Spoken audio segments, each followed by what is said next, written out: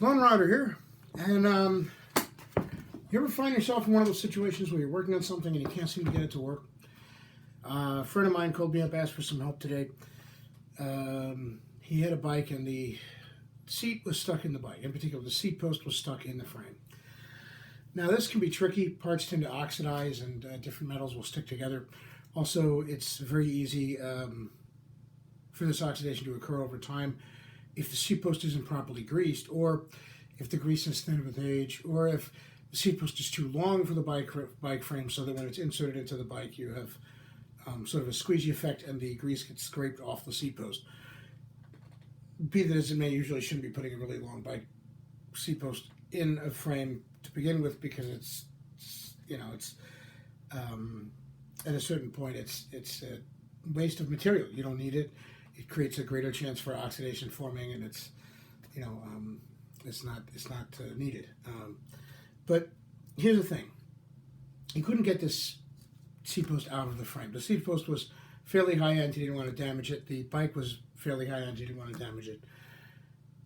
So what do? And this is where sometimes it's all about a matter of perspective. Rather than trying to pull the seat post out of the bicycle, I suggested we try and lift the bicycle off the seat post.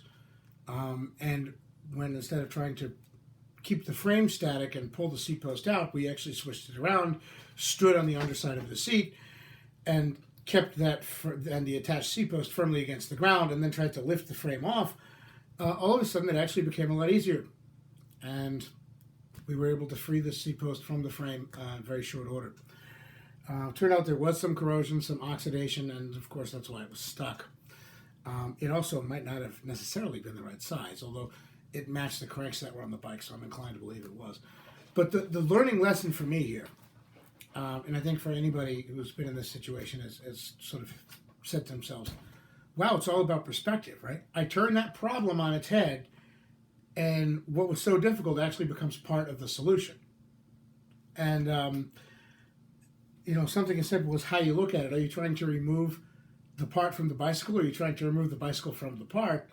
And obviously, the frame offers you a lot greater leverage.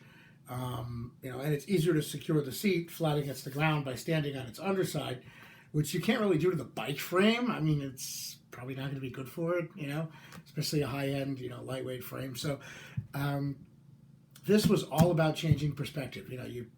You're looking at something one way, and then you turn it the other way, and all of a sudden it makes sense. And you see what was actually a difficulty becomes part of the solution. If you're beating your head against the wall, metaphorically or otherwise, and you can't seem to solve a particular problem, whether it's something fairly simple like fixing a bike, or whether it's something, very complex, take a step back and ask yourself, are you looking at it the right way, from the right angle? Just a thought. This was a case where something very, very simple, literally inverting the situation, turning the situation on its head, enabled finding a very easy solution. So, just something to think about, and sometimes it's all on how you orient and look at things. Lone Rider out.